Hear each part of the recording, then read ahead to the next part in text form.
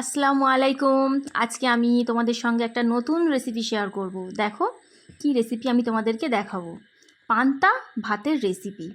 দেখো পান্তা দিয়ে আমি কি বানাবো। এখানে আমি পান্তা ভাতে রাতে জল দিয়ে রেখে দিয়েছিলাম।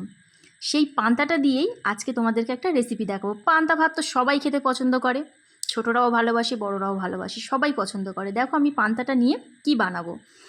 দেখো আমার এর জন্য কি কি উপকরণ লাগছে। এখানে আমি কাঠবাদাম নিয়েছি, ওখানে আছে হাফ টিস্পুন জাফরান, ওখানে আছে একটা দারুচিনি, এখানে আছে 5টা এলাচ, আচ্ছা ওখানে আছে ময়দা, 1 বাটি ময়দা আছে, ওখানে আমি ঘি নিয়েছি, এখানে গুঁড়া দুধ আছে, 1 বাটিই আছে গুঁড়া দুধ। এখানে আমি ওই দুধ মালাইটার জন্য এখানে আমি 500 দুধ নিয়েছি। আর এখানে আছে 450 গ্রাম চিনি। তোমাদের যেমন পরিমাণ লাগবে তোমরা তেমন নিয়ে নেবে। আমি এবার একটা মিক্সিং জার নিয়েছি, ওর মধ্যে যে পান্তাটা রেখেছিলাম ওটা আমি ভালো করে জল ঝরিয়ে নিয়ে ওটা আমি ওর মধ্যে দিয়ে দেব ব্লেন্ড করার জন্য।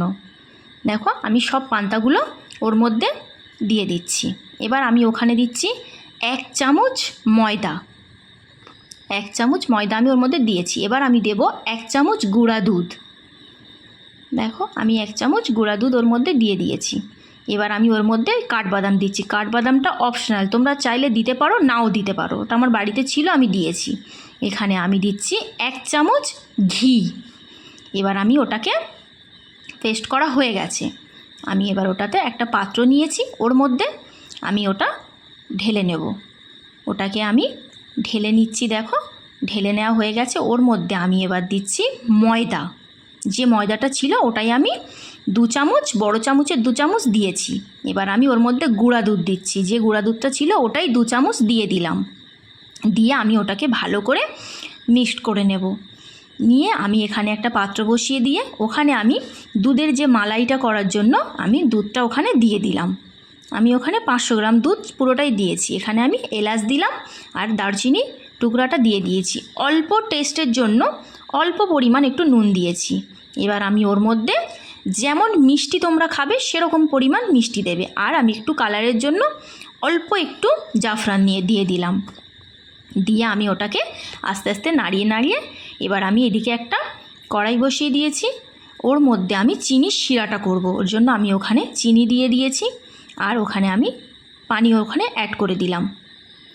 এখানে আমার চিনির শিরাটা আস্তে আস্তে নেড়ে নেড়ে আমি ওটাকে চিনির শিরা করে নেব। আচ্ছা এখানে আমি যেটাকে আমি মিশিয়ে নিয়েছিলাম পান্তা ভাতটা, ওটাই আমি এবার গোল গোল করে একটা শেপ দিয়ে নেব। দুধ মালাই যেমন আমি গোল গোল করব সেরকম টাইপেরই ওটা করে নেব। দেখো আমার সব কমপ্লিট হয়ে গেছে। এবার আমি ওগুলো চিনির শিরাটা ফুটছে, ওর মধ্যে আমি একটা এলাচ দিয়ে দিয়েছি। তোমরা চাইলে দিতে পারো, নাও দিতে পারো। আমি ওর মধ্যে একে একে এবার ওইগুলো সব দিয়ে দেব। যেটা পান্তা ভাত দিয়ে করে রেখেছিলাম সেগুলোই আমি ওই শিরার মধ্যে সব দিয়ে দেব। শিরাটা ফুটছে, আমি এবার এগুলো উল্টে পাল্টে দেখো তুলে নিয়েছি। তুলে আমি এদিকে আমার দুধটা তো জাল করা হয়ে গেছে, সেই দুধের মধ্যে ওই গরম গরম যে আমি ওটা দিয়েছিলাম সে পান্তা ভাতের বড়াটা, ওটাই আমি এর মধ্যে দিয়ে দিচ্ছি। দুধের মধ্যে একে একে আমি সবগুলোর মধ্যে দিয়ে দেখো ওটা আমি একটু ঢেকে দিয়েছিলাম। দেওয়ার পরে কেমন হয়েছে দেখো, তোমরা একটু কিন্তু দেখে নেবে কেমন হয়েছে। দেখো আমার ওটা কমপ্লিট হয়ে গেছে, পান্তা ভাতের রস ভরা দুধমালাই রেসিপি। তোমাদেরকে কিন্তু আমি একটা নতুন রেসিপি তোমাদেরকে দেখালাম, তোমাদের কেমন লাগলো অবশ্যই তোমরা কিন্তু আমাকে জানাবে। এটা বানিয়ে অবশ্যই খাবে, তোমরা খেয়ে দেখবে কেমন লাগে, আমাকে কমেন্টে জানাবে কিন্তু কেমন লাগলো। লাইক করে দিও, সাবস্ক্রাইবও করে দিও।